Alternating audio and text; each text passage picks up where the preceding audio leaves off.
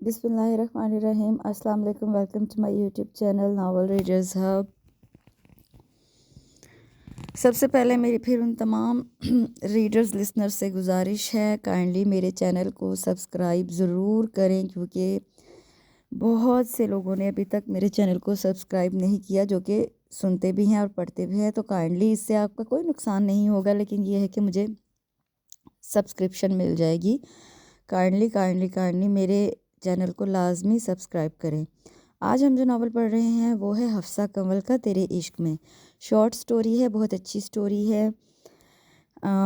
لڑکی جو ہے وہ زبردستی لڑکے سے شادی کرتی ہے، لڑکے کی مرضی شامل نہیں ہوتی اس میں، اس کے اوپر الزام لگتا ہے جس میں کہ لڑکی ملوث ہوتی ہے، صرف اس وجہ سے کہ لڑکی جو ہے وہ لڑکی کو بہت زیادہ پسند کرتی ہے۔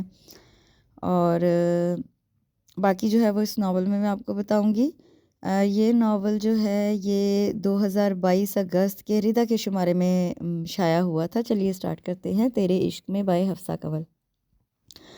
شاہ پیلس میں گھمبیر خاموشی چھائی ہوئی تھی۔ سناٹا اس قدر تھا کہ سوئی بھی گرتی تو اس کی آواز بھی سنائی دیتی۔ وہاں موجود سب کی نگاہیں ادب و احترام سے جھکی ہوئی تھی، لیکن صرف ایک شخص ایسا تھا جس کے چہرے پر خوف کی پرچھائیاں رقم تھیں۔ کچھ ساتھ کی خاموشی کے بعد ہاتھ میں پکڑی چھڑی پر گرفت مضبوط کرتے ہوئے آغا شاہ کے کھنکارنے کی آواز پر ہادی کا دل جیسے اچھل کے حلق میں آ گیا۔ ہاں برخوردار، کیا چاہتے ہو تم؟ آغا جی کی بھاری آواز کمرے میں گونجی۔ آغا جی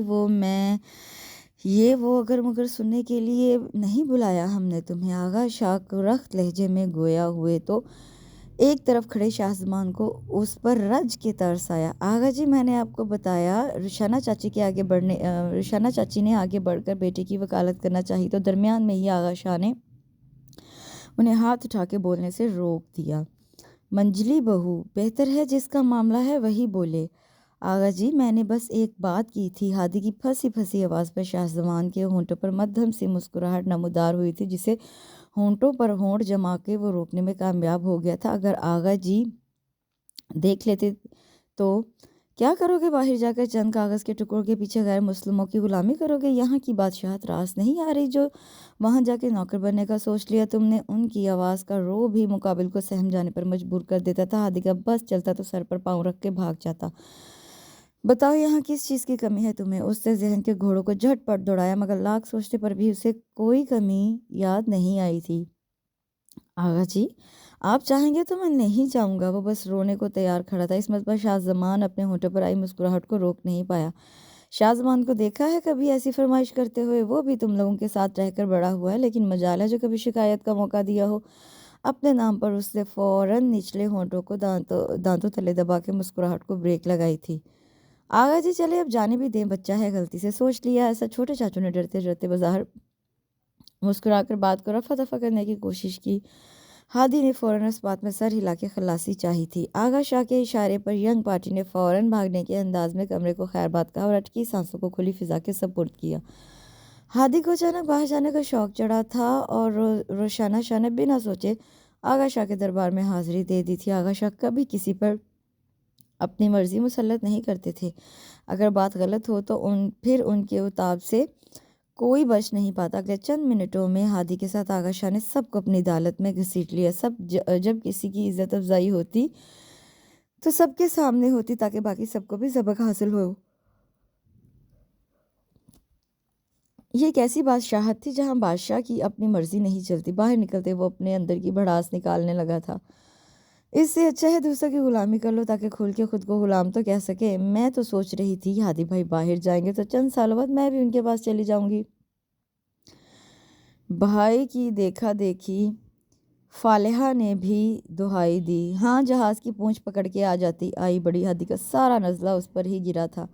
مجھے لگتا ہے ہم معصوم سے پرندے شاہ پیلس نامی پنجرے میں قید ہو کے رہ گئے ہیں۔ رامین کی آہوزاری بھی شروع ہو گئی تھی۔ سونے کا پنجرہ، عماد نے دانت نکالتے ہوئے بہن کو یہاں کی آسائشات یاد دلائی تھی۔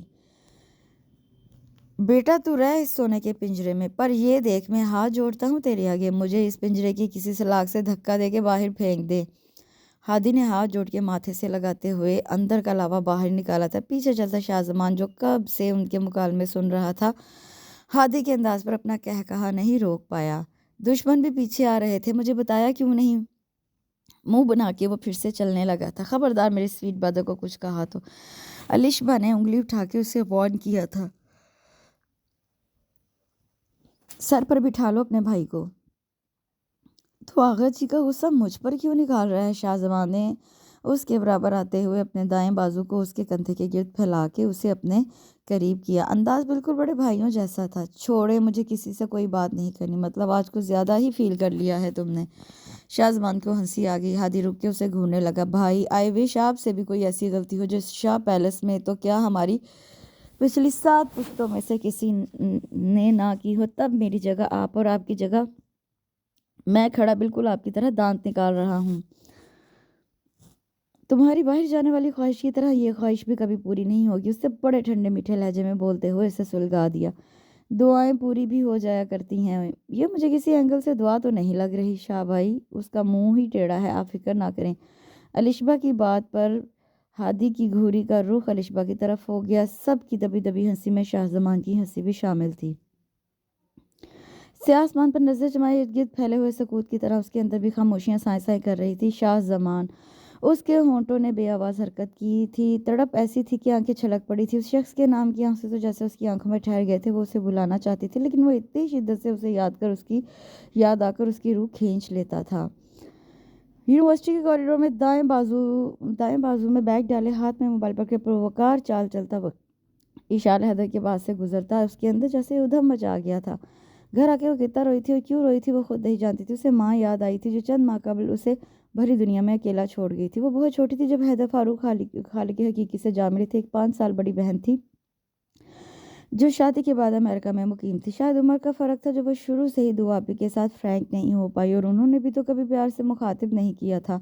अजीब खिंचा खिंचा रवैया था होता था जिसका ग्राफ शादी के बाद कुछ ज़्यादा ही ऊंचा हो गया था। मदीहा बेगम जिंदा थी तो कभी भूले से भी बात नहीं की थी, और मदीहा बेगम की वफ़ात के अगले हफ्ते उन्होंने वापसी के लिए तैयारियां शुरू कर दी थी। दुआबी के नज़दीक 5 मरले के बंद घर में इस साल के लिए रहना कोई मुश्किल अमर नहीं था। वहाँ अमेरिका में तो लड़कियां होश संभालते ही पढ़ाई के साथ साथ अपने अखराजात उठाने लग जाती हैं। हालात को शिकस्त देकर किस्मत को अपनी मुट्ठी में कैद कर लेती हैं। फिर अकेले रहना तो बड़ी बात थी ही नहीं। उन्होंने जानना चाहा था और इशाल ने जाने दिया, मगर शाहजहां को देखकर उसका शिद्दत से जी चाहा था अपने अंदर उठते उस दर्द को किसी के सामने खुल के बयान करे। सारी रात तकिया भीगता और फिर शाहजहां को देखना उसका मामूल बन गया। वह उसे देखती थी तो निगाहें उसके चेहरे पर चिपक के रह जाती। 5 और 10 दिन तक उसकी खामोश मोहब्बत की जड़ें उसके जिस्म की रग रग में मजबूती से फैल चुकी थी, और अब यूं तड़प तड़प के ज़िंदगी गुजारना उसके बस में नहीं रहा था। शाहजहां एमफिल के लास्ट सेमेस्टर में था। इशाल पहले दूर से देखा करती, अब उसकी निगाहों की जद में आने लगी थी। शाहजहां की बेसाख्ता उठने वाली एक निगाह उसकी रगों में खून की गर्दिश को बढ़ा देती थी, और वो उस पर दूसरी निगाह नहीं डालता था, और इशाल का बस नहीं चलता था कि सामने खड़े शख्स को गिरेबान से पकड़ के झंझोर डाले। और फिर एक दिन वो उसके सामने जा खड़ी हुई, टूटे फूटे अल्फाज और लड़खड़ाते लहजे में अपने दिल की हालत बयान करती। वो उसे सर तापा पैर सुलगा गई थी। चंद साल पहले भी शाहजहां को इसकी मोहब्बत की ज़रूरत नहीं थी, और आज भी वो उसके लिए तन्हा ही तड़प रही थी। यह कौन सा टाइम है टीवी देखने का? रात के 12 बजे हादी, अमाद, फालिहा और रामीन को टीवी पर इंग्लिश मूवी से लुत्फानंदोज होते देख उसे हकीकी मायनों में हैरत हुई थी। लो जी, आ गया आगा जी नंबर 2। हादी के मुंह के जाविये बिगड़े थे।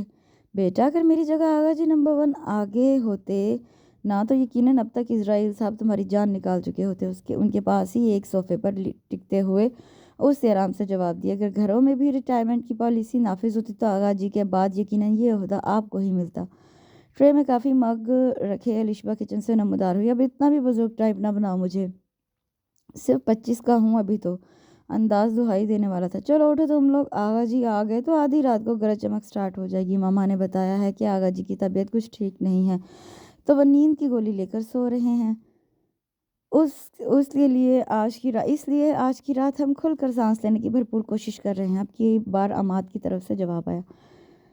मैं कहता हूँ आगा जी से कि आपके पोते पोतियों को सांस का मसला दरपेश है, इसलिए उनके लिए ऑक्सीजन सिलेंडर का इंतजाम किया जाए। काफ़ी का मग उठाता वो भी टीवी की तरफ मतवज्जा हो गया। ऐसा नहीं था कि उसे ये सब बुरा लगता था, मगर बाकियों की निस्बत اس کی ذات میں ٹھہراؤ تھا۔ وہ آغا جی کے سب سے بڑے بیٹے جبران شاہ کی اکلوتی اولاد تھا۔ وہ 6 سال کا تھا جب جبران شاہ اور مامونہ شاہ حج کی ادائیگی پر شہادت کے رتبے پر فائز ہو کر اس دنیا سے ناطہ توڑ چکے تھے۔ تب آغا جی نے اسے اپنی پناہ میں لے کر کسی بھی دکھ تکلیف کو اس کے پاس پھٹکنے بھی نہیں دیا تھا۔ پھر شاہ زیب چاچا اور رخسانہ چاچی تھے جن کی فیملی ہادی اور فالحہ سے مکمل تھی۔ اس کے بعد مہران شاہ اور صبغہ شاہ تھے۔ الشبہ، رامین اور عماد نے جن کے گلشن کو مہکا دیا تھا۔ ماں باپ جیسے انمول رشتوں کی محرومی نے اسے کافی حد تک سنجیدہ مزاج بنا دیا تھا۔ چھوٹے سے چھوٹے کام کو بھی وہ بہت سوچ سمجھ کر کرتا۔ ذہین بھی بہت تھا، اس لیے اسکول میں ہی کئی بار ٹاپ کر چکا تھا۔ شاہ زیب چچا اور مہران چاچو کے ساتھ ساتھ رخسانہ اور صبغہ چچی نے بھی ہمیشہ اسے اپنے بچوں جیسا ہی پیار دیا تھا، مگر آج آغا جی کے تو بڑے بیٹے کی وہ آخری نشانی تھا، اس لیے ان کے دل میں شاہ زمان کے لیے بے پناہ محبت تھی۔ یہی وجہ تھی کہ اس کے یہ چھوٹے کزن جو بالترتیب 2، 3 اور 4 سال کے فرق سے ہی چھوٹے تھے، اسے آغا جی کا چہیتا ہونے پر مختلف القابات سے نوازتے رہتے۔ وہ بھی ان کی اس نوک جھونک کو دل سے انجوائے کرتا تھا۔ ٹی وی پر چلتی مووی اپنے آخری مراحل میں تھی۔ عماد اور رامین دیکھتے دیکھتے نیند کی وادیوں میں پہنچ چکے تھے، جبکہ ہادی اور الشبہ سرگوشیوں میں نہ جانے کون سے راز و نیاز کی باتیں کر رہے تھے۔ اس کے موبائل کی میسج ٹون بجی تو گہرا سانس لیتے ہوئے وہ موبائل کی طرف متوجہ ہوا۔ میکدے کے سبھی پینے والے لڑکھڑا کر سنبھلتے ہیں، لیکن تیری نظروں کا جو جام پی لے عمر بھر وہ سنبھلتا نہیں ہے۔ میسج پڑھتے ہی اس کے ماتھے پر سلوٹیں نمودار ہوئیں۔ محبت اختیار سے باہر کی چیز، اور اشال حیدر اس جملے کے ایک ایک حرف پر آنکھیں بند کر کے یقین کر چکی تھی۔ وہ ایسی راہوں کی مسافر تھی جن کی کوئی منزل نہیں تھی، اور وہ ان راہوں پر چلتے چلتے جیسے تھکنے لگی تھی۔ پاؤں شل ہو گئے تھے، مگر وہ رکنے کا نام نہیں لے رہی تھی۔ اسے ضد ہو چکی تھی کہ چلتے چلتے مر جائے گی پر واپس نہیں مڑے گی۔ صرف محبت ہوتی تو شاید اسے اتنا فرق نہ پڑتا، لیکن یہ محبت میں شدت اسے رج کے خوار کروا رہی تھی۔ کئی بار وہ آخری بار روئی تھی، کئی بار خود کو سمجھایا تھا، مگر ہر بار شازمان اس کے ارادوں کو بھربھری مٹی کی طرح ڈھیر کر دیتا۔ کچھ تو تھا اس میں ایسا کہ وہ بار بار اس کی طرف کھینچی چلی جاتی۔ اشال حیدر کا دل چاہتا وہ اس کے سامنے چیخ چیخ کے روئے، اسے بتایا کہ کیسے ایک ایک لمحہ وہ اذیت میں گزارتی ہے۔ لگاتار سوچوں نے اس کا دماغ معاف کر دیا تھا۔ وہ ڈپریشن کی گولیاں کھانے لگی تھی۔ جتنی دیر وہ بے سود پڑی رہتی سکون میں رہتی، جیسے ہی حواس بیدار ہوتے محبت بھی زور و شور سے جاگ اٹھتی۔ کتنی راتیں بغیر سوئے گزر جاتی، وہ بے بس ہو کے رو پڑتی۔ رونے کے علاوہ اس کے پاس کوئی چارہ بھی تو نہیں تھا۔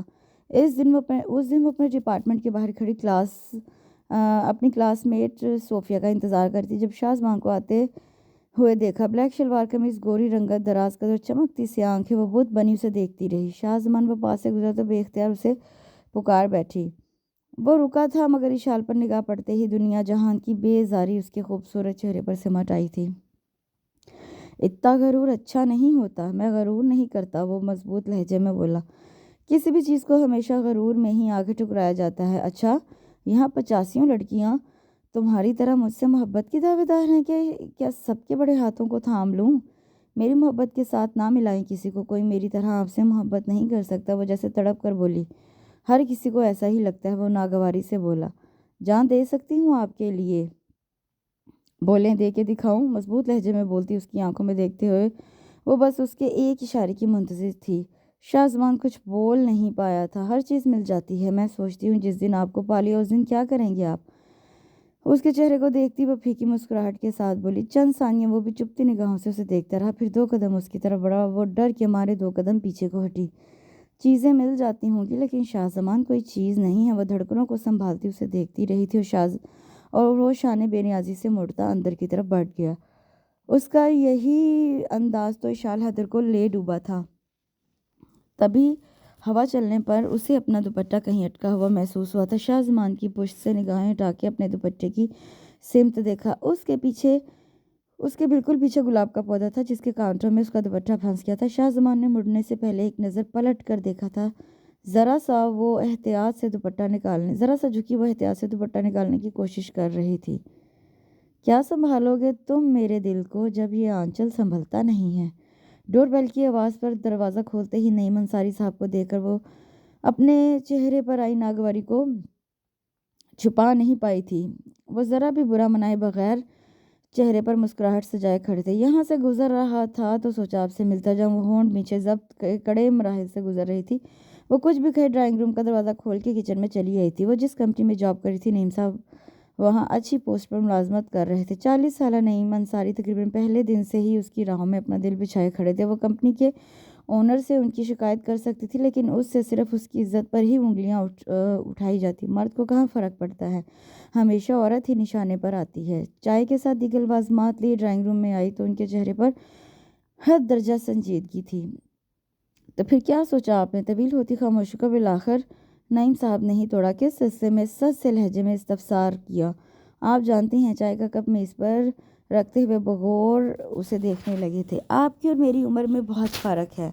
ना चाहते हुए भी उसने कमज़ोर सा जवाब पेश किया। उम्र में क्या रखा, और वैसे भी मर्द की उम्र को भला कौन देखता है। वो बैठी ज़मीन को घूरती रही। मिस ईशान, मैं दिलो जान से आपसे शादी का ख्वाहिशमंद हूँ। वो ठहरे हुए लहजे में बोले। Sir please. उसे हकीकतन बहुत बुरा लगा। ठीक है, आप अपने इनकार की कोई माकूल वजह बता दें। मैं आपको यकीन दिलाता हूँ दोबारा कभी उस हिस्से में कोई बात नहीं करूँगा। वो जैसे जानते थे सिवाय उम्र के फ़र्क के उसके पास इनकार की कोई वजह नहीं होगी। मैं शादीशुदा हूँ। इसके जवाब पर वो हल्का सा कहका लगाकर हंस पड़े। मुझसे जान छुड़ाने का अच्छा बहाना है। अब नईम साहब के कदमों को रोकना बहुत ज़रूरी हो गया था। वो कमरे में अलमारी से कुछ निकाला और वापस आके नईम साहब के सामने मेज़ पर एक कागज़ रख दिया। उन्होंने सामने पड़ा निकाहनामा उठा के देखा, जहाँ इशाल हैदर के साथ शाहजमान के नाम ने उनके अंदर की भड़की मोहब्बत की चिंगारी को एक ही पल में बुझा के रख दिया।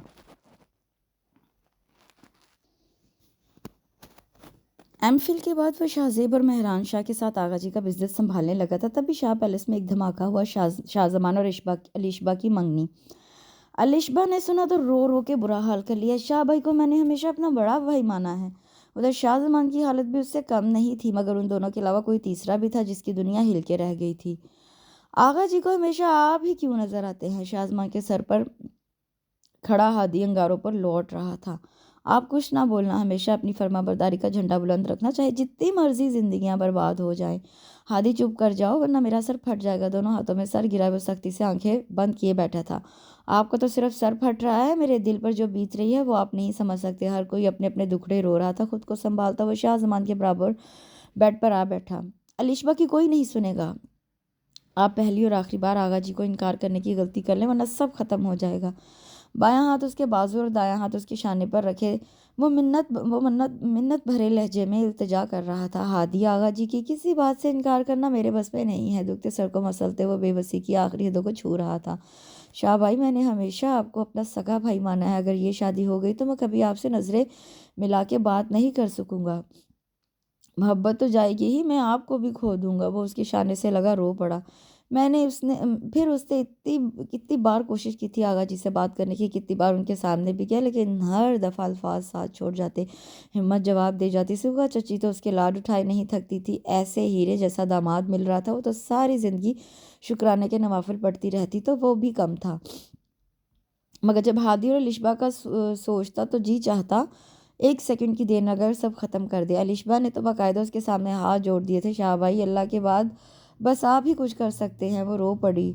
अल्लाह, सारे मिलके मुझे चढ़ा दो सूली पे। उसका जी चाहा था कह दे, मगर अल्लाह को मानो बहना बेहतरीन को छोड़ के बदतरीन मांग रही हो, हीरी को छोड़ के चमकते शीशे के पीछे भाग रही हो। पछताओगी बहना, पछताओगी। इमाद की बात ख़त्म होते ही हादी ने हाथ में पकड़ा मोबाइल ही उसे खींच मारा, जो खुशकिस्मती से उसके कंधे से टकराता दूर जा गिरा था। शादी से वापस आके मैं बात करूंगा आगा जी से, तुम लोग फिक्र ना करो।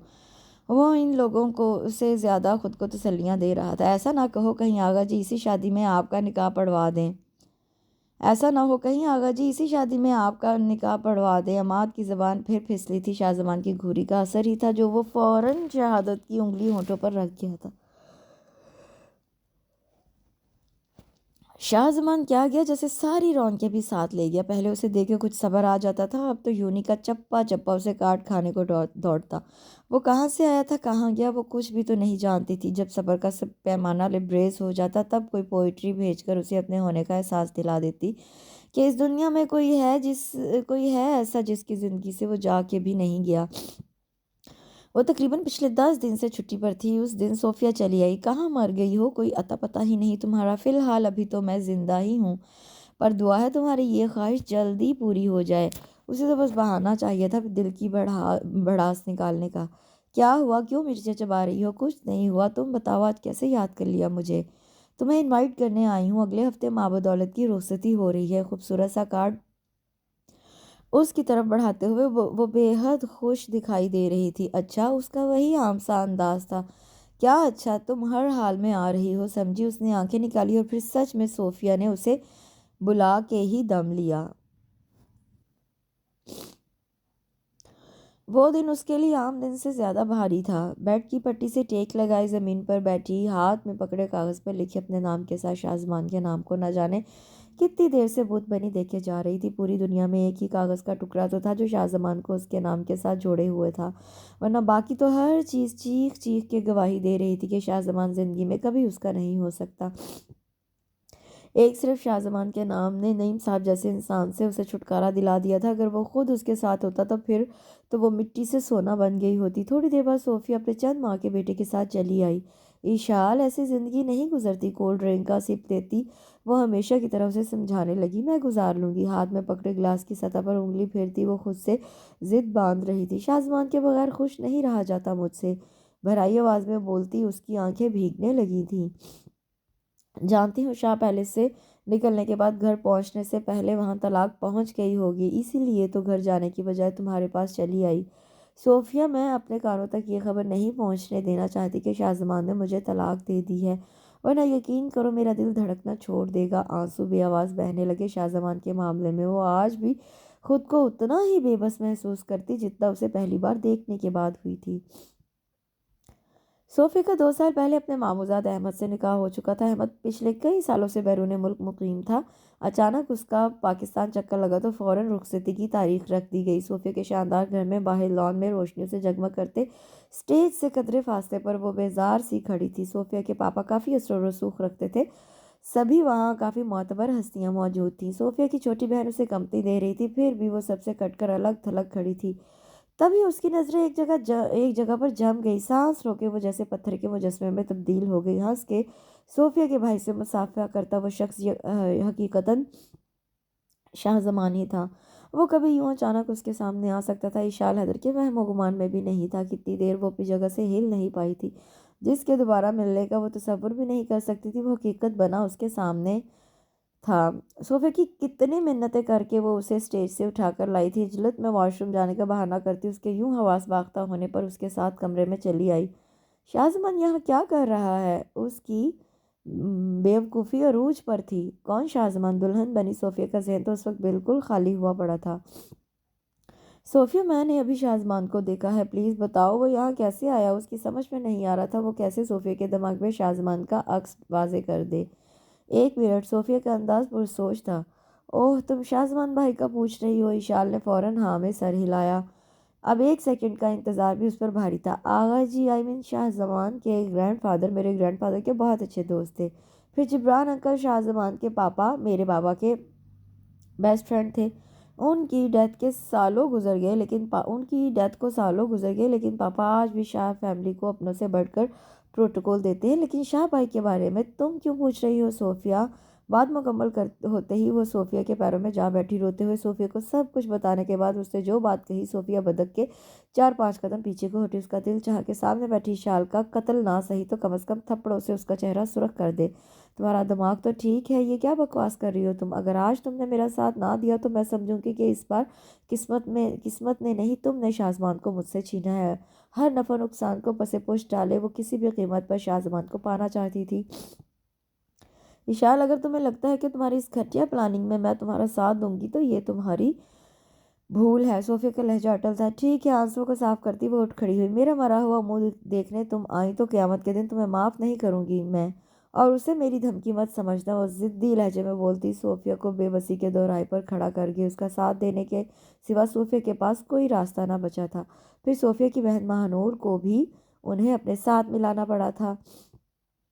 سر، کولڈ ڈرنک؟ وہ صوفیہ کے بھائی کے ساتھ کھڑا باتیں کر رہا تھا جب ٹرے میں صرف ایک گلاس رکھے ویٹر اس کے پاس آیا۔ دور کھڑی ان تینوں نے اس منظر کو دیکھا۔ اگر اس نے انکار کر دیا تو ان تینوں کے دل اچھل کے اس وقت حلق میں آئے جب ہلکی سی مسکراہٹ کے ساتھ گلاس اٹھاتے اس نے خرم کی طرف بڑھا دیا۔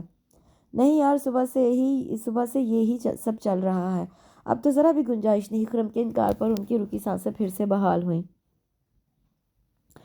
5-10 منٹ بعد اسے زور کا چکر آیا اور وہ ہلکا سا لڑکھڑایا تھا۔ کیا ہوا؟ خرم متفکر سا پوچھنے لگا۔ کچھ نہیں، اس نے سر جھٹک کے آنکھوں میں چھا جانے والے اندھیرے کو دور کرنا چاہا۔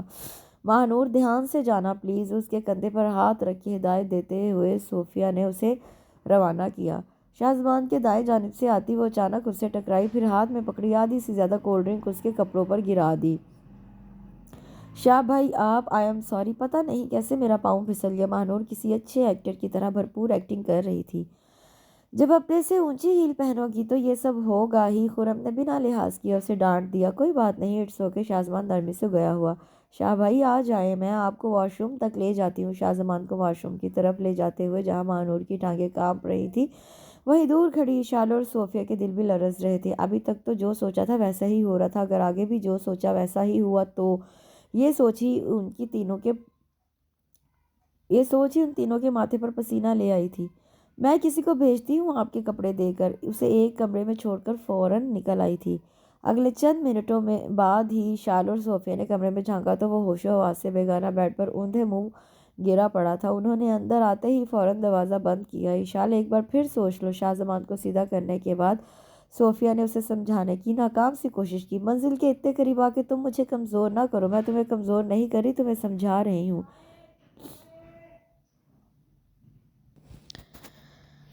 شاہزمان میری زندگی کی آخری خواہش ہے۔ میں نے بہت کچھ کھویا ہے زندگی میں، شاہزمان کو کھونے کی ہمت نہیں۔ اگر اس ایک طریقے کے علاوہ شاہزمان کو پانے کا کوئی اور طریقہ ہوتا تو یقین کرو میں مر کر بھی کبھی ایسا کوئی قدم نہ اٹھاتی، نہ دوبارہ یہ موقع مل سکتا اور نہ شاہزمان۔ میں اس موقع کو گنوا کے شاہزمان کو ہمیشہ کے لیے کھونا نہیں چاہتی۔ صوفی سے چھوڑ کر چلی گئی۔ سر میں شدید ٹیسوں سے اس کی آنکھ کھلی۔ اتنا درد تھا کہ اس کے لبوں سے بے ساختہ ہلکی سی آہ نکلی۔ دونوں ہاتھ خود بخود کن پٹیوں تک پہنچ گئے۔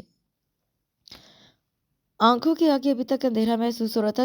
تھوڑی دیر بعد دماغ کچھ بیدار ہوا تو اس نے خود کو نرم بستر پر موجود پایا۔ اس سے پہلے اسے کچھ یاد آتا بیڈ کے دائیں جانب دیوار سے ٹیک لگائے وجود پر اس کی نظر پڑی اور وہ کسی سپرنگ کی مانند اچھل کے بیٹھ گیا۔ کون ہو تم؟ شاہزمان کی کرخت آواز پر اشال حیدر نے گھٹنوں پر سے چہرہ اوپر اٹھایا اور وہ ایک جھٹکے سے اچھل کے بیڈ سے اترا۔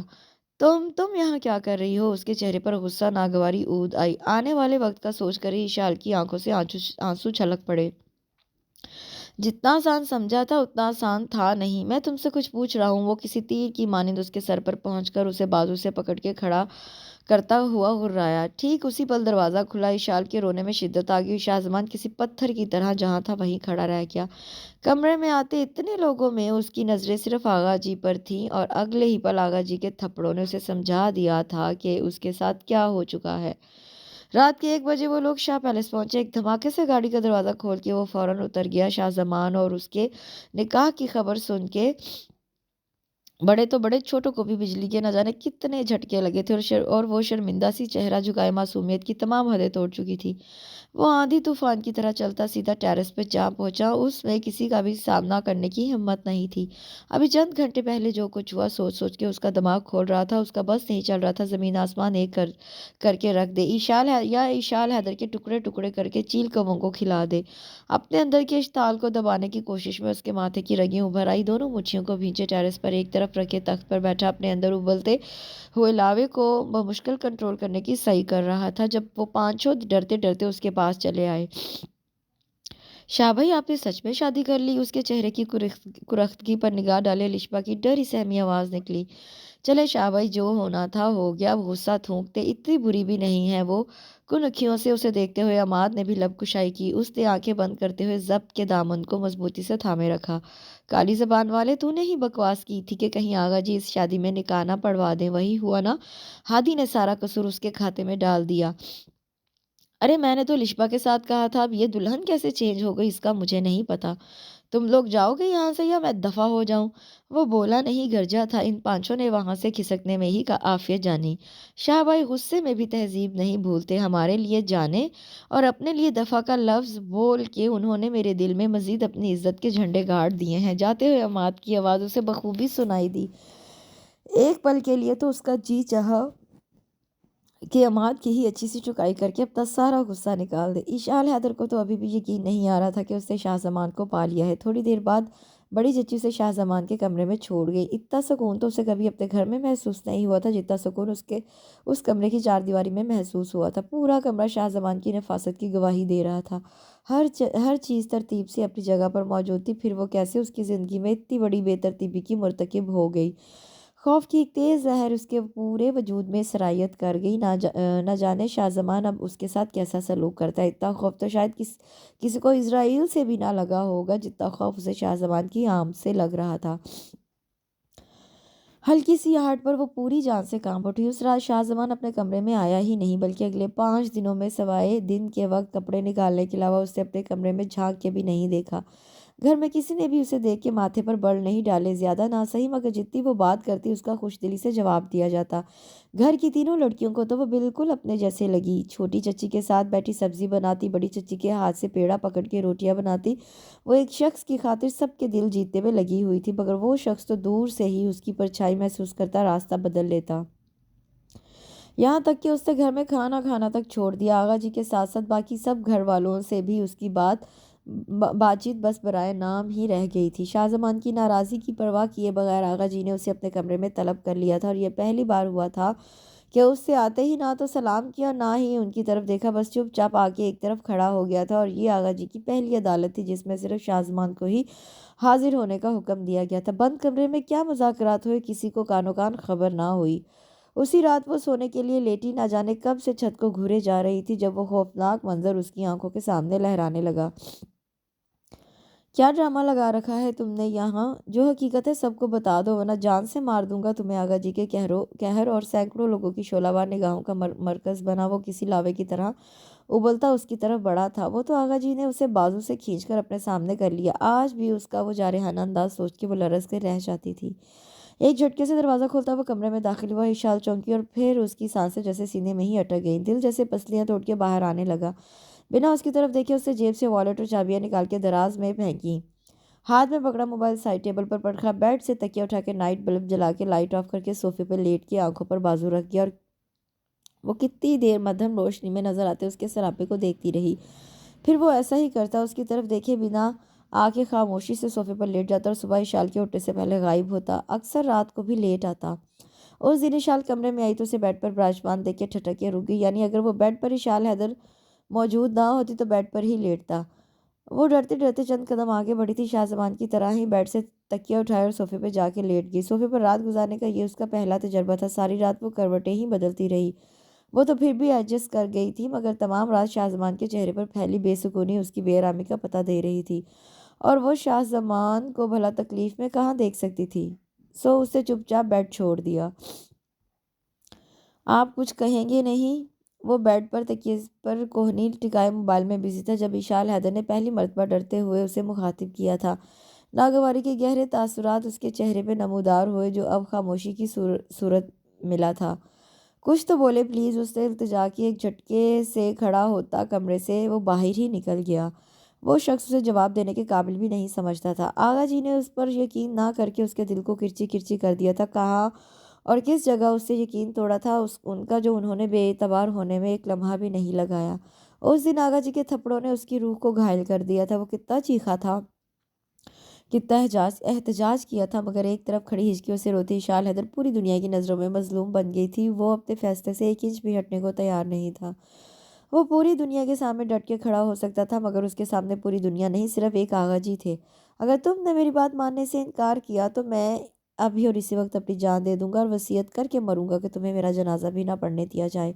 اصل بے بسی کیا ہوتی ہے اس پر اچھی طرح معلوم ہو گیا۔ آغا جی اگر اس پر غصہ تھے تو وہ بھی ان سے حد درجہ بدگمان ہو گیا تھا۔ اس کے دل میں آغا جی کو لے کے بہت بڑا شکوہ در آیا۔ وہ ایک بار تو کہتے شاہ زمان مجھے تجھ پہ بھروسہ ہے، تو نے کچھ نہیں کیا، مگر پھر بھی میں کہتا ہوں اس لڑکی سے شادی کر لو، تو وہ ہمیشہ کی طرح ان کے حکم پر سر جھکا دیتا، ان کی کسی بات سے انکار کیا تھا کبھی جواب کرتا،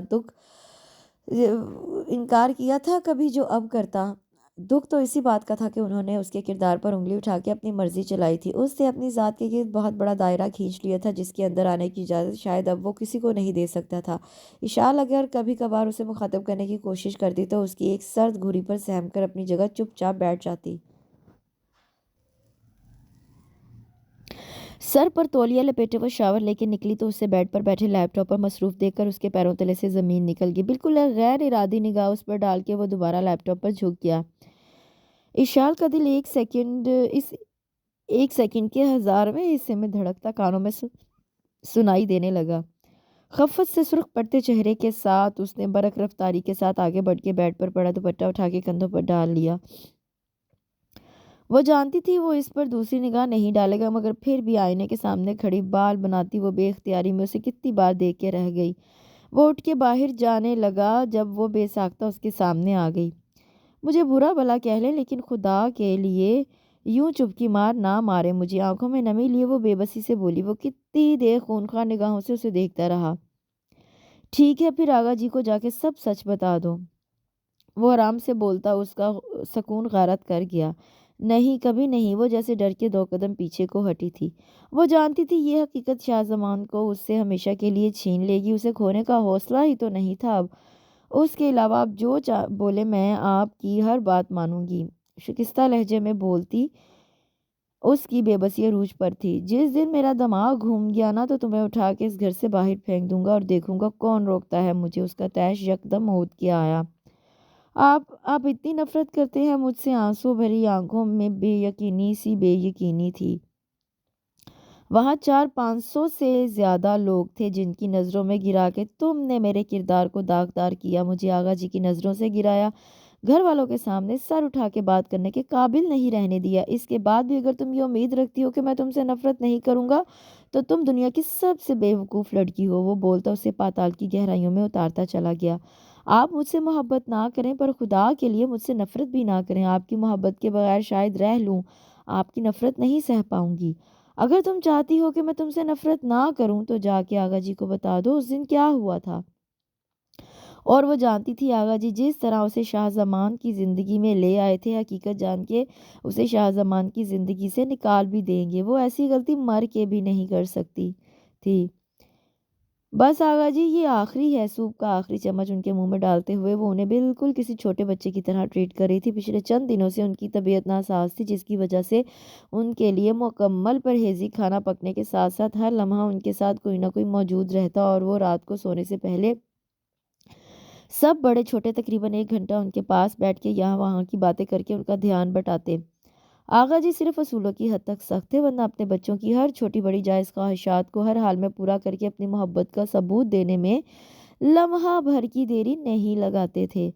اس گھر کے ہر فرد کے دل میں آغا جی کے لیے عزت، احترام اور محبت کہیں بڑھ کر تھی۔ اب بھی ہادی ان کے پاس بیٹھا ان کی ٹانگیں دبا رہا تھا۔ چچا چچی بزنس کے لین دین سے انہیں آگاہ کر رہے تھے۔ عماد اور رامین ڈرتے ڈرتے انہیں کئی لطیفے سنا کے ہنسا چکے تھے، مگر پھر بھی اس بھرے کمرے میں کوئی کمی ضرور تھی جو آغا شاہ کو شدت سے محسوس ہو رہی تھی۔ کئی مرتبہ ان کی آس بھری کمزور نگاہیں بند دروازے کی طرف اٹھی تھی۔ سب اٹھ کے چلے گئے۔ اشال ان کے سونے کے بعد اٹھ کے آئی تو لاؤنج میں ینگ پارٹی کو اپنا منتظر پایا۔ آغا جی سو گئے؟ عماد کی سرگوشی ابھری۔ ہاں ابھی سوئے ہیں، چلیں پھر۔ فالحہ کا جوش دیدنی تھا۔ کہاں؟ وہ حیرت کی مورت بنی سب کو دیکھنے لگی۔ آئس کریم کھانے؟ ہادی نے فوراً اسے اطلاع فراہم کی۔ اس ٹائم؟ کلاک کی 11 بجاتی سوئیوں پر نظریں جمائے اسے ان سب کی ذہنی حالت پر شبہ ہوا۔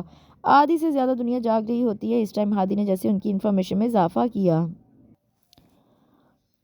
آغا جی کو پتہ چل گیا تو جان سے مار دیں گے، اس نے ڈرانا چاہا۔ آغا جی تہجد سے پہلے نہیں اٹھنے والے، اب آ جائیں آپ۔ اس کے ہاتھ میں پکڑے باؤل کو پاس پڑی میز پر رکھتے ہوئے لشبہ اس کا ہاتھ پکڑے اپنے ساتھ گھسیٹ لائی تھی۔ وہ سب چوروں کی طرح دبے پاؤں شاہ پہلے سے نکل کر آہستہ آہستہ سڑک پر چہل قدمی کرتے قریب بنے آئس کریم بار کی طرف جا رہے تھے۔ آغا جی کو پتہ چل گیا تو میں صاف کہہ دوں گی کہ تم لوگ مجھے زبردستی اپنے ساتھ کڈنیپ کر کے لے گئے تھے۔ وہ ابھی بھی خوفزدہ تھی۔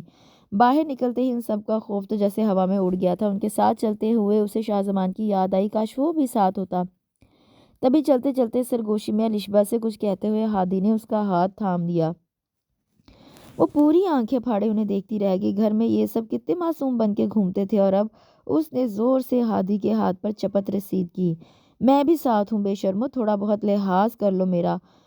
اس اچانک حملے پر ہادی تو گڑبڑاتا فوراً آگے بڑھ گیا جبکہ لشبہ شرم سے نظریں جھکائے اس کی طرف دیکھ نہیں پائی تھی۔ اس سناٹے میں باقی سب کا کہا कितनी देर तक गूंजता रहा, ये हैं शाहजमान भाई टू। अमाद ने फौरन उसे खिताब दे डाला। उसके दिल में अजीब सी हलचल मच गई थी। आइसक्रीम खा के जब वो लोग बार से बाहर आए तो शाहजमान का ख्याल आते ही वो इन सबको बाहर रोककर उसके लिए आइसक्रीम लेने दोबारा बार के अंदर चली गई। वो सब सड़क के किनारे खड़े उसका इंतजार करते एक दूसरे पर नुक्ताचीनी कर रहे थे। जब शाहजमान की गाड़ी उनके पास आके रुकी। तुम लोग यहाँ क्या कर रहे हो? गाड़ी के अंदर बैठा उन सबको रात के इस पहर सड़क के किनारे देख के हैरान रह गया। सोच रहे थे कोई गाड़ी वाला मिल जाए तो उसे लूट कर थोड़ा माल इकट्ठा कर लें। अब ये आपकी किस्मत कि आप आ गए। उसे देखते ही हादी की आंखें चमकने लगी थी। चाहे इन लोगों के साथ उसकी पहले जैसी बेतकल्लफी नहीं रही थी, लेकिन इन सबको तो वो पहले की तरह ही अजीज था। चलो बैठो सब गाड़ी में। और उसकी बात मुंह ही मुंह में रह गई जब उन सबके साथ आगे खड़ी हुई शाल हैदर पर उसकी नज़र पड़ी। बस एक पल को नज़रों का तसादुम हुआ और दरवाजे की तरफ बढ़ा हादी का हाथ हवा में ही मुअल्लक रह गया और वो हवा को मात देता गाड़ी भगा ले गया। इशाल के दिल पर छुरियां चलने लगी। आप थोड़ा लेट नहीं आ सकती थी, या कम से कम हमें तो गाड़ी में बैठने देती, ताकि अगर आपको देख के भाई ने गाड़ी भगानी होती तो हम गाड़ी में मौजूद होते। उसकी हालत से अनजान हादी अपनी आदत के मुताबिक शुरू हो गया। इशाल की निगाहें दूर जाती गाड़ी की लाइटों के साथ ही चिपकी रह गई। इशाल पर नज़र पड़ते ही उसने एक सेकंड भी रुकना गवारा नहीं किया था, तो अपने कमरे में उसे कैसे बर्दाश्त करता होगा। उसे अपने दिल पर अजीब सा बोझ पड़ता महसूस हुआ। वो सिर्फ कहता नहीं था, वो सच में उससे नफरत करता था। ये अगली गली में घर है, थोड़ा सा चल लोगे तो टांगे नहीं टूट जाएंगी तुम्हारी। फालिहा ने भाई को घुरका था। वैसे भी वो गाड़ी थी, हवाई जहाज नहीं जो हम सब उसमें घुस जाते। सबसे ज्यादा अक्लमंदी की बात तो लिशबा ने की थी। रास्ते पर उन सब की नोक झोंक पर वो चाह के भी मुस्कुरा नहीं पाई। कमरे में आई तो शावर लेके ड्रेसिंग टेबल के सामने खड़ा बाल बना रहा था। उसने खामोशी से बेड की साइड पर आइसक्रीम का डिब्बा रख दिया। चीज़ें मिल जाती हैं, लेकिन शाहजमान कोई चीज़ नहीं है। बेड की तरफ बढ़ता वो ठटक के रुका। इशाल हैदर के लबों पर इस्तेहज़ाइया मुस्कुराहट फैल गई। अपने दिल का बोझ भी तो किसी तरह हल्का करना था। शाहजमान ने मुड़ के उसे सर से पांव तक एक नज़र देखा। यहीं पर तुम गलत हो, तुम्हें शाहजमान ही तो नहीं मिला। उसके लफ्ज़ इशाल हैदर पर हंसने लगे। मुझे शाहजमान जितना चाहिए था उतना मिल गया। गहरी निगाहें उसके चेहरे पर जमाए वो भी उसी लहजे में गोया हुई। मुझे बस आपकी ज़िंदगी में शामिल होना था। एक ऐसा ताल्लुक़ चाहिए था जो हमेशा के लिए आपके साथ बंधा रहे। मुझे उससे ज़्यादा कुछ चाहिए भी नहीं।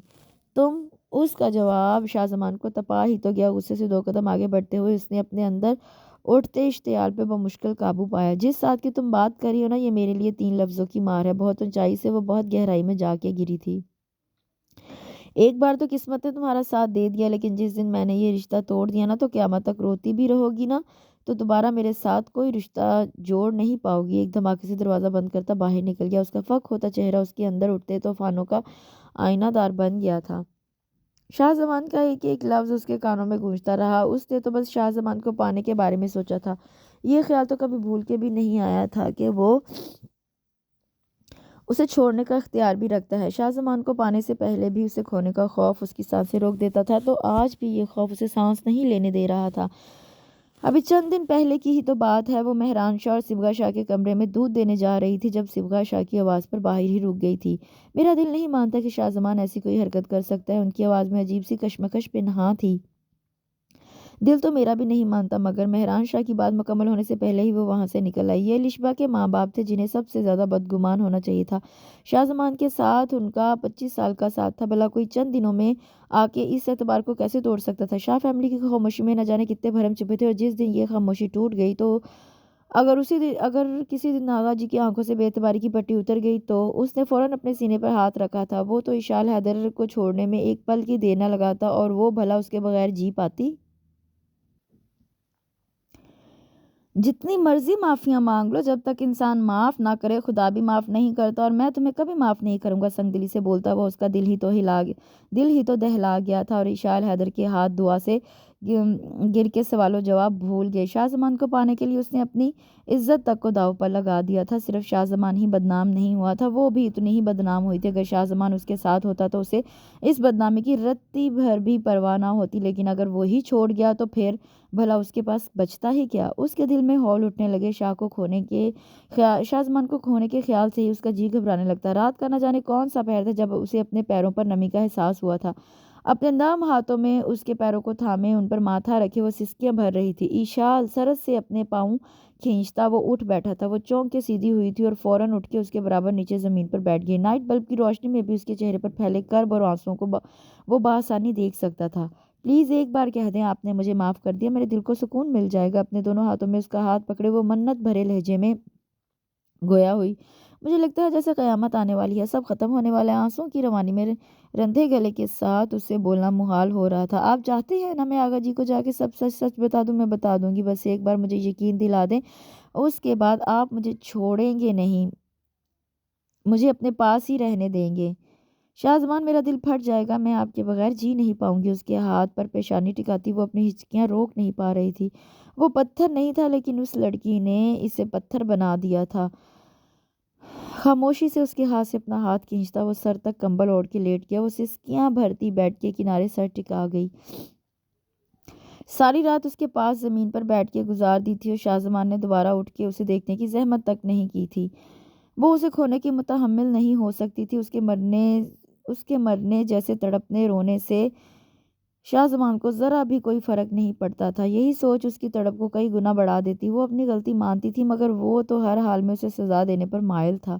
अगले दिन वो बुखार में सुलगती घर के काम निपटाती रही और फिर शाम को बुखार के साथ कितनी देर शावर भी लेती रही, मगर दिल की जलन थी कि किसी तौर कम होने का नाम नहीं ले रही थी। जब नहा के निकली तो उसे अपने सर में दर्द की टीसें उठती महसूस हो रही थी और उसका शिद्दत से दिल चाहा कि वो शदीद बीमार हो जाए और कभी ठीक ना हो।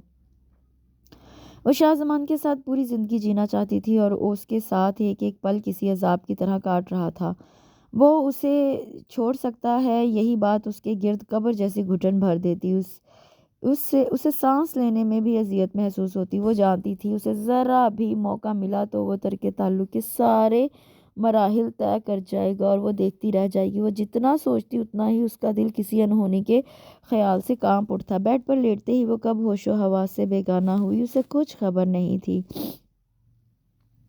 रात के 2:30 बज रहे थे जब तकलीफ से कराहती वो गुनूदगी से बाहर आई। गले में नोकीले कांटे उगाए थे। उसने हिलने की कोशिश की जब दर्द की एक तेज़ लहर ने इसके पूरे वजूद में सरायत कर गई। उसके होंठ प्यास की शिद्दत से खुश्क हो गए थे। उससे बमुश्किल अपनी भारी आंखों को खोलने की सही की थी। कब्र से भी गहरा अंधेरा उसके गिर्द फैला हुआ था। चंद सेकंड बाद उसकी आंखें कुछ देखने के काबिल हुई तो पहली निगाह बेड ग्राउंड से टेक लगाए बैठे शाहजमान पर पड़ी। नाइट बल्ब की रोशनी में भी वो इसकी बंद आंखों को बखूबी देख सकती थी। वो बैठे बैठे क्यों सो रहा था? सबसे बड़ी बात, इशाल हैदर की मौजूदगी में उस शख्स ने बेड पर बैठना गवारा कैसे कर लिया? वो उसे हिलाना चाहती थी, उसे पुकारना चाहती थी, उसे मनाना चाहती थी, मगर आवाज़ गले में ही दब गई थी। होंठ कपकपा कर रह गए थे। तभी उसे अपने सर पर किसी चीज़ का एहसास हुआ। वो अपना कांपता हाथ माथे तक ले गई। वो ठंडे पानी की पट्टी थी और उसके ऊपर रखा शाहजमान का हाथ। शाहजमान आवाज़ के साथ आंसू भी जैसे टूट कर गिरे थे। मैं सच में मर जाऊंगी। वो अपने लरसते हाथों में उसका हाथ थाम गई। वो उसके तड़पने से बेखबर नहीं था। शाहजमान की बंद आंखों में होती हल्की जुम्बश उस बात की गवाह थी। पहले शाहजमान के साथ अलिशबा के रिश्ते की बात चली थी। कहीं हादी के दिल में अलिशबा को लेकर कोई शक या गलत ख्याल न रह जाए। यही सोच के आगा जी ने हादी के साथ रामीन की निस्बत तय करने की बात छेड़ दी और शाह पैलेस में एक मरतबा फिर भूचाल आ गया। ये आगा जी बड़े कब होंगे? उन्हें कब समझ में आएगी कि किसके साथ किसका रिश्ता जोड़ना है? हादी तो जैसे दहकते अंगारों पर लौट रहा था। वो जानता था मौजज़े बार बार नहीं होते, अब की बार उसे खुद कुछ करना था और उसने तहजीब के दायरे में रहते हुए आगा जी के सामने सारी हकीकत खोल के रख दी थी। वहाँ मौजूद सभी अफराद साकत खड़े हक्का बक्का रह गए थे। तवील होती खामोशी को आगा जी के थप्पड़ की गूंज ने तोड़ा था। खौफ से सभी के रंग उड़ गए। अलिशबा तो बाकायदा रोने लगी। एक ही देखा देखी तुम सब पटरी से उतरते चले गए और मुझे कानो कान खबर ना हुई। शाहजमान ने चौंक कर आगा जी के सुर्ख पड़ते चेहरे की तरफ देखा। इस बच्ची की जिंदगी और इज्जत का सवाल ना होता तो बड़े के साथ भी हरगिज रियायत ना बरतता। तुम लोगों ने क्या समझ लिया? सबको खुली छूट मिल गई, जिसका जो दिल चाहेगा करते फिरोगे। हाथ में पकड़ी लाठी से इशाल की तरफ इशारा करते वो सामने खड़े हादी पर अपना जलाल बरसा रहे थे।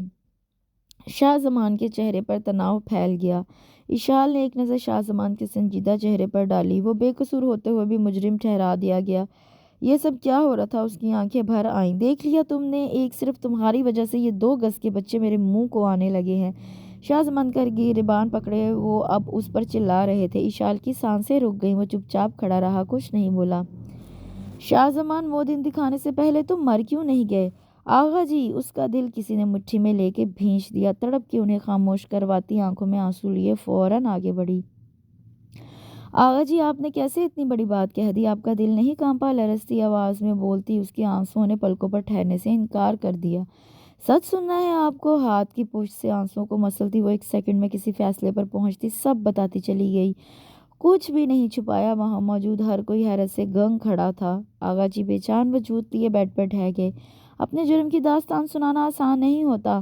اسے اس لمحے احساس ہو گیا۔ وہ ان کے پاس آ کے زمین پر بیٹھ گئی۔ میں جانتی ہوں میرا جرم معافی کے قابل نہیں ہے۔ میں چلی جاؤں گی یہاں سے اور وعدہ کرتی ہوں کبھی نظر نہیں آؤں گی آپ لوگوں کو۔ آغا جی، میرا بڑا کوئی نہیں ہے، مگر اس لمحے میں خدا کو حاضر و ناظر جان کر آپ کو اپنا بڑا مانتے ہوئے بس اتنی التجا کرتی ہوں، میرے نام کے ساتھ ہمیشہ ان کا نام جڑا رہنے دیجیے گا۔ میرے جینے کے لیے ان کا نام ہی کافی ہوگا۔ سر جھکائے ان کے سامنے ہاتھ جوڑے بیٹھی وہ کسی بھی کارن کی طرح شاہ زمان کے نام کی بھیک مانگ رہی تھی۔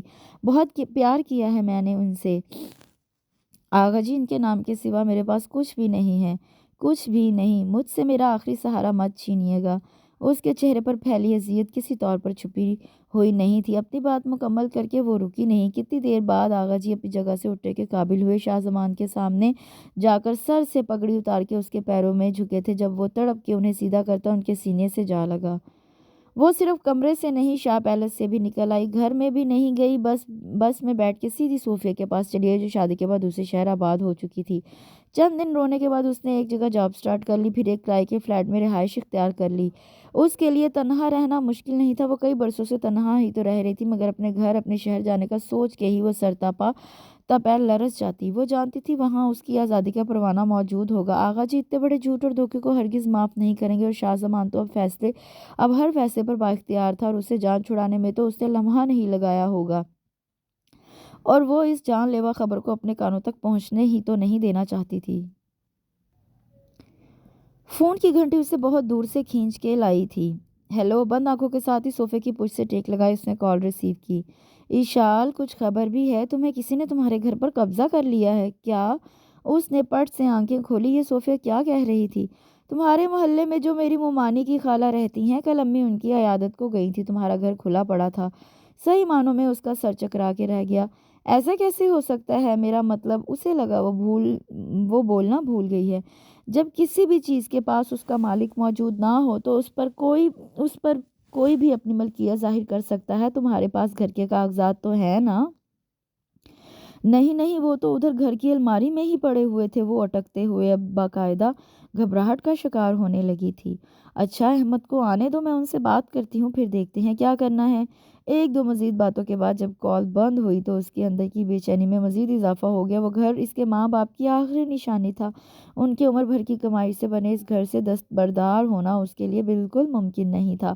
اس نے ٹائم دیکھا، شام کے 6 بج رہے تھے۔ وہاں پہنچنے میں اسے 2 گھنٹے لگنے تھے۔ راتیں ہر سو اپنے پر پھیلا لیے تھے۔ جب وہ اپنے گھر کے باہر موجود تھی، راستے بھر وہ یہی دعا مانگتی آئی تھی کہ وہ تحریر اس کے ہاتھ نہ لگے، آندھی سے کہیں اڑ گئی ہو، یا پھر سال بھر کی بارشوں نے اسے اتنا خراب کر دیا ہو کہ اس کے لفظ تک مٹ گئے ہوں۔ مگر سامنے کھلے دروازے نے اس کے ہوش اڑا دیے تھے۔ سب کچھ فراموش کیے وہ آندھی طوفان کی طرح گھر میں داخل ہوئی۔ صرف ایک کمرے اور باہر کی لائٹ کے علاوہ باقی ساری لائٹس آف تھی۔ وہ برق رفتاری سے اندر داخل ہوئی، مگر خالی کمرہ اس کا منہ چڑھا رہا تھا۔ گھر میں خاموشی پھیلی ہوئی تھی۔ اسے ایک دم خوف محسوس ہوا، لیکن یہ وقت ڈرنے کا نہیں تھا۔ دل ہی دل میں خود کو حوصلہ دیتی وہ اب سیڑھیاں چڑھنے لگی۔ چھت کی منڈیر کی طرف منہ کیے وہ شخص جو کوئی بھی تھا، اسے دیکھتے ہی شال کا پارا آسمان کو چھونے لگا۔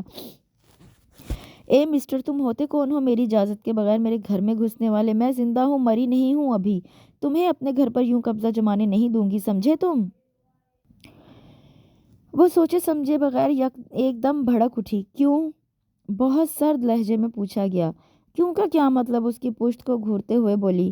مطلب تم میری اجازت کے بغیر میری زندگی میں گھس سکتی ہو، میری اجازت کے بغیر میرے دل پر قبضہ کر سکتی ہو، تو میں تمہارے گھر پر قبضہ کیوں نہیں کر سکتا؟